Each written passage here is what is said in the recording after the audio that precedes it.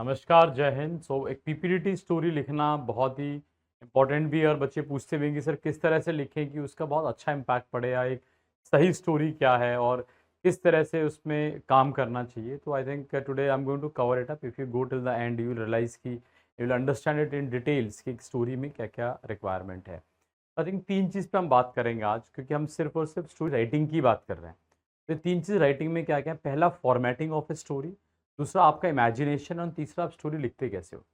अगर हम फॉर्मेट की बात करें तो कि आपके दिमाग में फॉर्मेट तो क्लियर होना चाहिए, तभी आप एक सही स्टोरी लिख सकते हो, वरना बहुत कन्फ्यूज़न होगा कि किस तरह है, इतना 4 मिनट के अंदर-अंदर ऐसा आप क्या मैजिक क्रिएट कर सकते हैं। तो here I mean for ease of the benefit I have made this format. Actually, there are 4 parts in a story. One is the introduction, second is what led to the situation, what is happening now, and most likely outcome. तो ये 4 अलग-अलग part हैं। जब आपका PPDT in fact SSB में होता है, वहाँ आपको ब्रीफिंग मिलता है, तो वहाँ पे आपको ब्रीफिंग में बोला भी जाता है, you have to narrate your individual story, mentioning about the number of characters seen, their age, mood, gender, as seen or something in the picture, and thereafter describe as what led to the situation, what is happening now, and most likely outcome. तो ये 3 चीज़ बहुत important है। तो सबसे पहले तो हम introduction की बात करते हैं। इंट्रोडक्शन मतलब आपका जो स्टोरी है वो किसी न किसी कैरेक्टर के अराउंड घूमेगा वहाँ पे। तो आपको ये बताना है कि यार ये स्टोरी किसके अराउंड है, like who is your main character, what is he doing और शी इज़ डूइंग। तो उसका एक ब्रीफ हुआ। चलो एक-एक करके बात करते हैं। इंट्रोडक्शन में आपको एक लाइन में खत्म करना है आपको, क्योंकि बहुत ही क्विकली करना है। एक कोई नाम आप सेलेक्ट कीजिए, name, age, profession and place. तो कोई भी नाम आपने दिया, उसका एक एज की किस एज ग्रुप का है, एंड क्या प्रोफेशन है। It can be anything, even a student is a profession. I mean is just for the ease of understanding कि वो क्या करता है वो बताना है, और वो कहाँ से है, to correlate with the central character, कि मुझे एक लाइन पढ़ते ही समझ में आ जाना चाहिए कि यह मैं किसके लिए बात कर रहा हूँ। जैसे फॉर एग्जाम्पल यहाँ पे हमने एक एग्जाम्पल भी लिया है कृष का। Krish, 19-year-old BSc Math second year student from J. Narayan Vyas University, Jodhpur. So हमने एक लाइन में इसको कंप्लीट किया है, दैट्स द कंप्लीट इंट्रोडक्शन।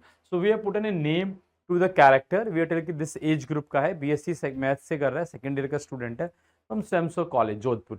तो यानी मेरे दिमाग में एक इमेजिनेशन में वो क्लियर है कि मैं एक ऐसे कैरेक्टर की बात कर रहा हूँ जो इस जगह पर है, इस तरह का एक इंसान है।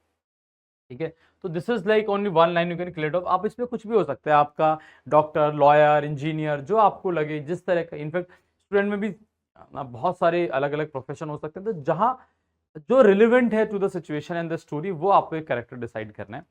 सेकेंड पार्ट जो हमारा है, what led to the situation. अब ये बहुत ज्यादा इंपॉर्टेंट है। वन हैज टू अंडरस्टैंड कि इसका इतना वैल्यू है, इसके बिना स्टोरी अधूरी है। ये ऐसे जैसे आप मूवी देखने जाते हो, तो उसका जो स्टार्टिंग का जो पार्ट है ना 15-20 मिनट का, कि अगर वो मिस हो जाए तो पूरा मूवी समझ में नहीं आएगा, सेम यहाँ पर है। इसको देख के ये समझ में आता है कि ये सिचुएशन किसके अराउंड है और किस तरह का है। तो ये 1 से 2 लाइन में खत्म कर रहे हैं। इट्स ऑल अबाउट कि ऐसा क्या हुआ कि ये सिचुएशन में ये जो हमारा हीरो वो है। कुछ लोग इसको गोल सेटिंग बोलते हैं, कुछ एम, ऑब्जेक्टिव, चैलेंजेस, है ना, या कोई प्रॉब्लम है उसको आप डिस्क्राइब यहाँ पे करते हो।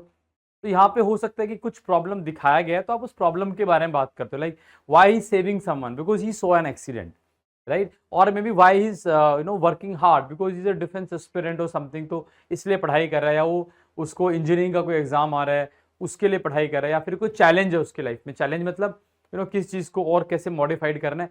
तो यहाँ पे जो क्लैरिटी ऑफ थॉट है वो बहुत जरूरी है, मैक्सिमम 1 to 2 लाइन्स में आना चाहिए। But it is very important without this कि व्हाट एक्चुअली जो बैकग्राउंड है मेरी स्टोरी का वो ये है। इसके बाद अगर आप डायरेक्ट स्टोरी पे चले आते हो तो ऐसा लगता है कि बहुत ही रटा रटा ऐसा आइडिया, आप ऐसे आ गए हो, तो एक फ्लो में आते हो तो ज्यादा बेटर लगता है। Now third thing, what is happening now. देखो, this is called soul of the story, मतलब एक आत्मा है स्टोरी की, क्योंकि यहां से मुझे पता लगा कि आपका थॉट प्रोसेस कैसा है, किस तरह से आप डिस्क्राइब करते हो। तो यहाँ पे इसको कुछ कुछ जो प्रेजेंट में भी क्या हो रहा है, इसको एक्शंस भी बोलते हैं, कि किस तरह के एक्शन आपने लिखे, कि तो एग्जाम की तैयारी करनी है तो आपने अपना करंट अफेयर्स के लिए क्या क्या है, और मे बी मैथ्स का है तो इस सब्जेक्ट के लिए क्या क्या, इस टॉपिक के लिए क्या क्या, क्या टाइम टेबल बनाया। तो जितना डिटेल में हो सकता है इसको आप उतना लिखिए। मतलब मैं तो एडवाइस करूंगा right at least 7 lines, but minimum 5 lines लिखना चाहिए आपको, 5 to 7 लाइन्स, क्योंकि यहाँ से आपका एक्चुअल में आइडेंटिफिकेशन कि आपका स्टोरी का लेवल क्या है वो यहाँ पे पता लगता है।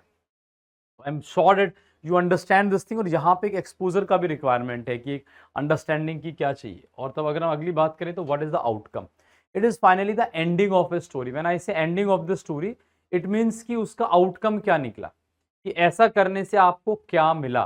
तो जो आपका गोल है, जो आपने स्टार्टिंग में सेट किया था, जो हमने कहा था what led to the situation, finally it has been achieved here. And it is again I think one line is more than enough to do this, और maybe maximum 1 to 2 lines में आप इसको लिख सकते हो।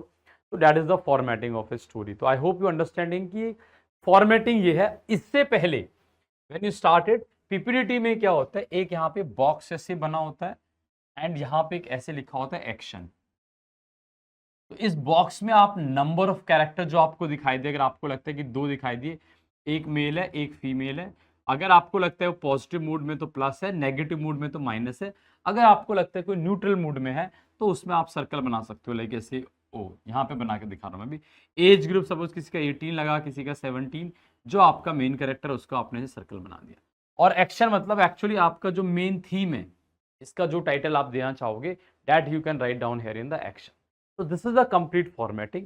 Now next part which we talk about it कि imagination, and let's talk about this imagination. ये imagination क्या है? Because this is actually a test of imagination. इसको improve करने के लिए क्या कर सकते हो, किस तरह का स्टोरी आना चाहिए, तो पिक्चर में क्या क्या देखना है। तो let's now take the example from the few pictures where we'll see कि how we can look into the picture and how we enhance our imagination.